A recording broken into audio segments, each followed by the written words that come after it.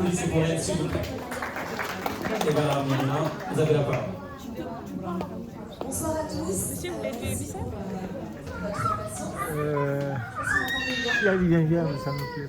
Ok, d'accord. Je suis co-présidente et fondatrice de l'association Ose ton potentiel.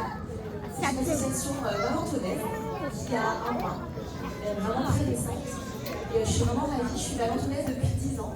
Et j'ai vu l'évolution de la ville depuis 3 ans maintenant et c'est assez fou. Pourquoi je suis là aujourd'hui? Je voulais remercier encore une fois Sadio pour son invitation. Vraiment merci pour cette première action de cette association. Puisque notre association a pour rôle de rendre accessible au plus grand nombre la conscience de son potentiel. Je ne sais pas si vous connaissez la notion de potentiel. Le potentiel, c'est nos ressources, nos qualités, nos savoir-être. Et vous savez quoi? Nous avons tous ce potentiel en nous. Tous.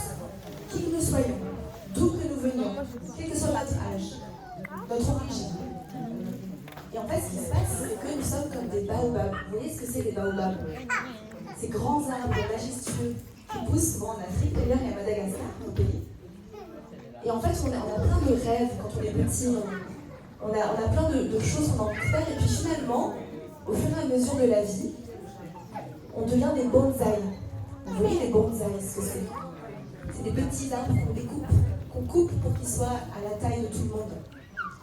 Et en fait, c'est ça le sujet, c'est qu'en fait, on devient des bonsaïs. Et l'idée de cette association, c'est de redevenir des baobabs. Et de se reconnecter, en fait, à ça. Et là, nous sommes nombreux à être issus de l'immigration, et c'est l'une de nos cibles, de nos bénéficiaires de l'association, c'est les personnes issues de l'immigration, comme moi.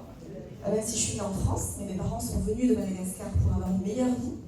Et je les remercie parce que grâce à eux, je suis là où je suis aujourd'hui. Et puis on vise aussi les femmes, parce que les femmes ont une place tellement importante et ont besoin de se reconnecter à qui elles sont pour faire en sorte que ce monde soit meilleur. Et aussi les jeunes, les enfants et les jeunes de 0 à 25 ans. Et pourquoi j'ai décidé de créer cette association? Parce que moi, petite, je ne me sentais pas à ma place. Clairement. En plus, à l'époque, j'ai 42 ans dans un mois. Quand on était un peu étranger, enfin physiquement, visuellement, c'était pas évident. Et mes parents me disaient souvent que ça va être plus difficile en fait. Il y a besoin de faire plus d'efforts. Je ne sais pas si vous voyez ce dont il est question. Et en fait, je me sentais pas à ma place et je n'osais pas. Je n'osais même pas parler à l'école, en public, c'était horrible pour moi.